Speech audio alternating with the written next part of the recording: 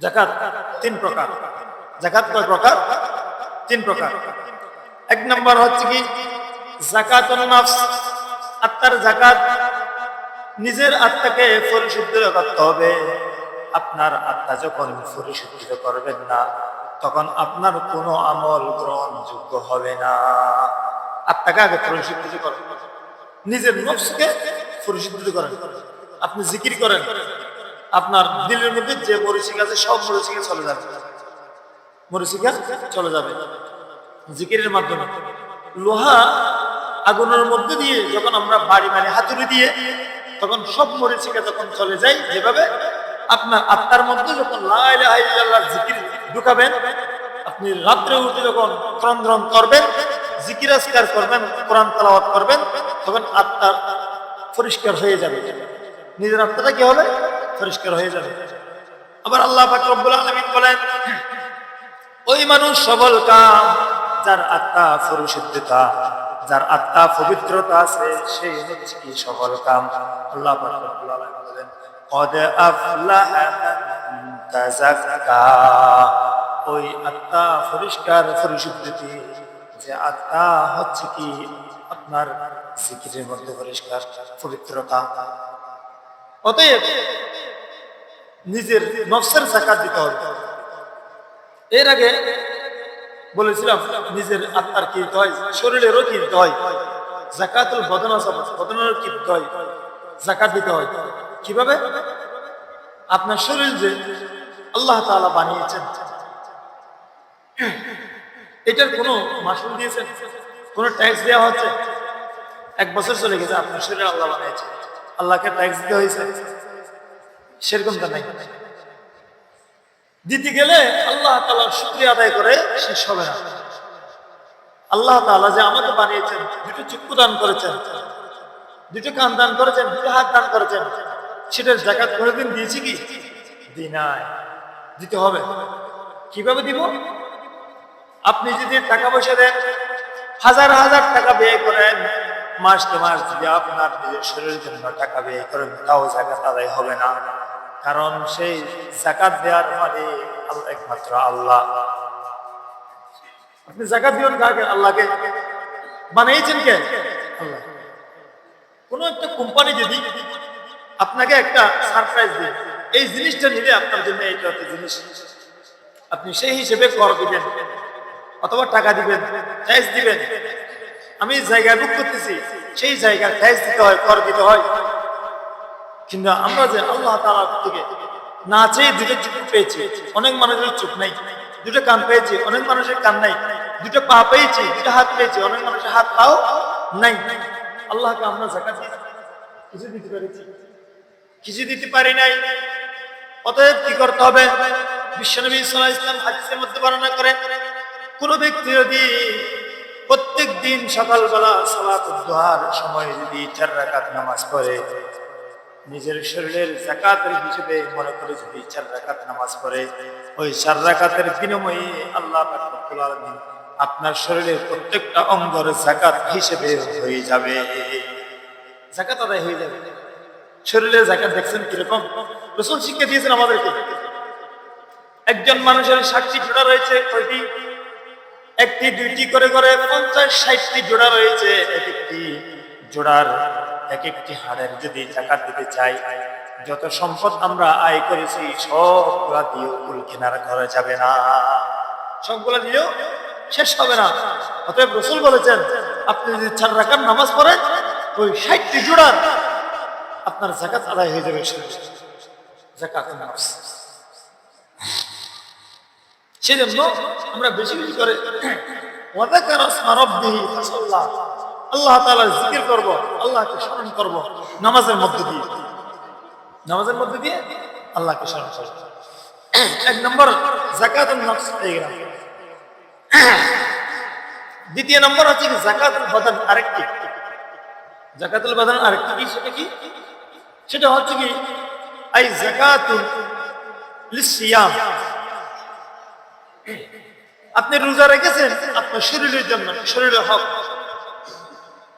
আবার ওই সিয়ামকে পবিত্রতা করার জন্য যে যাকাত দিতে হবে, সেটা হচ্ছে যাকাতুল সিয়াম, যাকাতুল ফিতর, ফিতরা, যেটাকে বলা হয় কি ফিতরা। ফিতরাটা কি জন্য দেয়? তুহরাতুল সিয়াম, আপনার রোজাটা পবিত্রতা হওয়ার জন্য, পাক হওয়ার জন্য, পাক সাফ হওয়ার জন্য আপনি যাকাত দিবেন। সেখানে দুটি, সেই যাকাতুল ফিতর আদায় করলে দুটি লাভ। একটা হচ্ছে ওয়া তু'মাতুল লিল মাসাকিন মিনাল লাগwi ওয়াল রাফসি। এক নাম্বার হচ্ছে কি আপনার রোজা পবিত্রতা অর্জন হয়ে যাবে, কারণ আপনি যখন রোজা রেখেছেন তখন অনেক সময় অনেক ফাহিশা কথা বলেছেন, লক্ষ্য কথা বলেছেন। ওই লক্ষ্য কথা বলার কারণে আপনার কি হয়ে যাবে? রোজাটা পরিষ্কার হয়ে যাবে।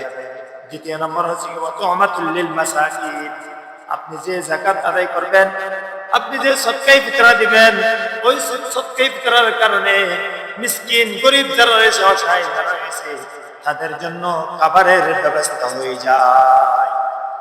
দুইটা, একটা হচ্ছে কি রোজার পরিশুদ্ধতা, আর একটা হচ্ছে কি মিসকিনদের খাবারের প্রয়োজন। তৃতীয় নম্বর আসছে কি যাকাতুল মাল, সম্পদের যাকাত। এই যাকাতুল মাল এটা অত্যন্ত গুরুত্বপূর্ণ একটা বিষয়, কারণ নবী সাল্লাল্লাহু আলাইহি ওয়াসাল্লাম হাদিস শরীফের মধ্যে বলেছেন বুনিয়াল ইসলাম আলা খামসিন, ইসলামের ভিত্তি পাঁচটি রয়েছে। তার মধ্যে এক নম্বরতে ঈমান আছে, দ্বিতীয় নম্বর নামাজ, তৃতীয় নম্বর রোজা, চতুর্থ নম্বর হজ, পঞ্চম নম্বর হচ্ছে যাকাত। এই যাকাত এটা হচ্ছে কি ইসলামের খুঁটি, স্তম্ভ। যাকাত না দিলে আপনার মাল অপরিশুদ্ধ, নাপাক, আপনার মাল ধ্বংস, সবগুলো বরবাদ হয়ে যাবে। সেজন্য ওই যাকাত দেওয়ার জন্য বলেছে। যাকাত কি? আয-যাকাত হিয়া তামলিকু জুযইন মিন মাল আইন আশ-শারি' লিমুসলিম ফাকিরিন গায়রি হাশিমিয়্যিন মা আতা'আল মুনফাতিকা আনিল মুমাল্লাকা মিন কুল্লি ওয়াজহিল্লাহি তাআলা।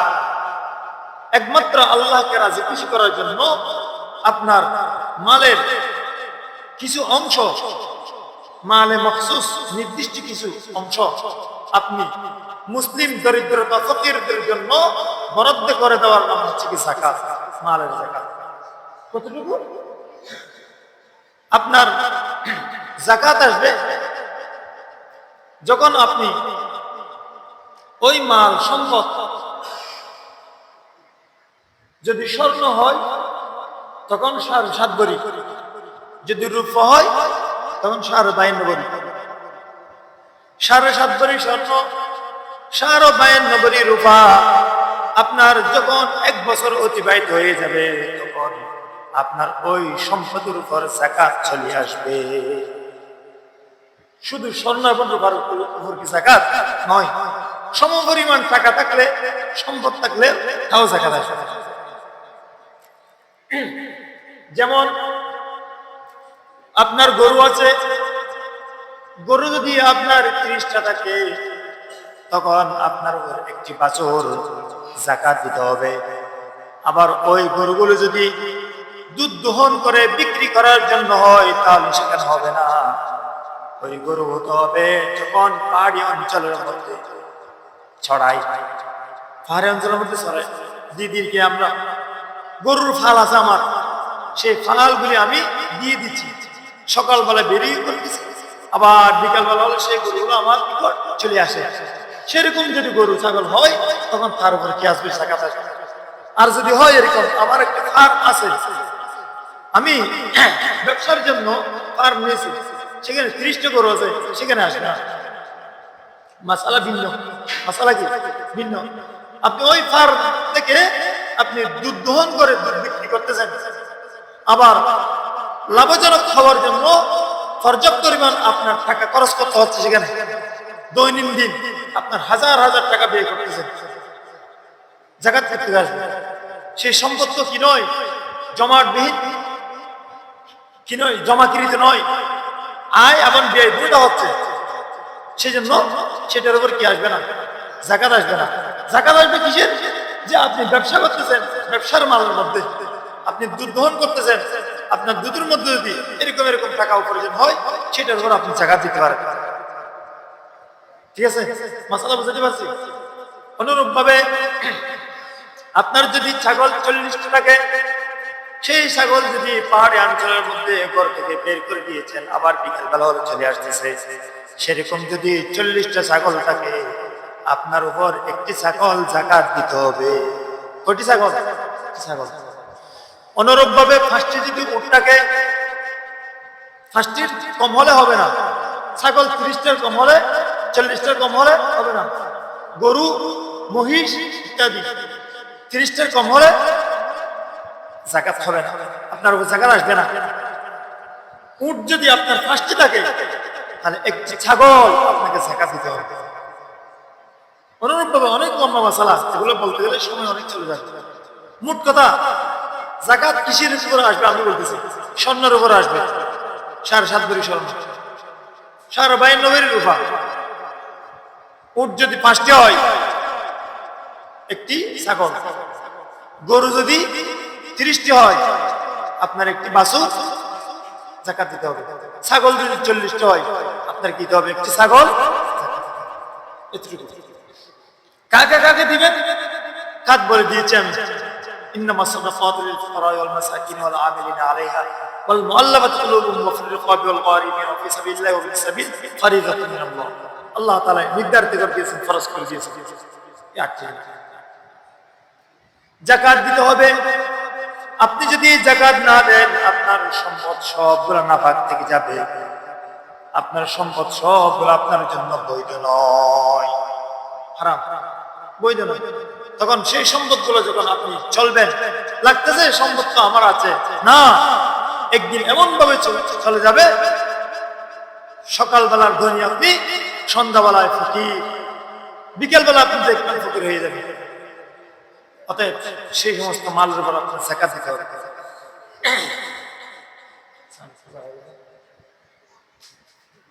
আল্লাহ, কষ্ট হয়ে যাচ্ছে। দেখেন এবার যাকাত না দেওয়ার কি পরিণতি। যাকাত না দেওয়ার পরিণতি হচ্ছে কি দেখেন, আল্লাহ পাক রব্বুল আলামিন কোরআনে কারীমে বলেছেন, والذين يكنزون الذهب والفضة ولا ينفقونها في سبيل الله فبشرهم بعذاب أليم। আপনার নিকট জমাকৃত সম্পদ রয়েছে, যে সমস্ত সম্পদের মধ্যে আল্লাহ পাক রব্বুল আলামিন দুটো জিনিস উল্লেখ করে দিয়েছেন। এক নম্বর হচ্ছে কি স্বর্ণ, যাহাব ওয়াল ফিদ্দা ওয়াল রূপা, স্বর্ণ এবং রূপা জমাকৃত রেখে দিয়েছেন, কিন্তু সেই সম্পদটি কার? আল্লাহর। ওয়ালা ইউনফিকুনা ফি সাবিলিল্লাহ, এবং সেই সম্পদগুলো আপনি আল্লাহর রাস্তায় খরচ করেন নাই। ফাবাশশিরহুম বিআযাবিন আলীম, যখন আপনি খরচ করেন নাই, অবশ্যই সেই জন্য আল্লাহ পাক রব্বুল আলামিন আপনাকে খুশখবর দিয়েছেন, সুসংবাদ দান করেছেন কি বিআযাবিন আলীম।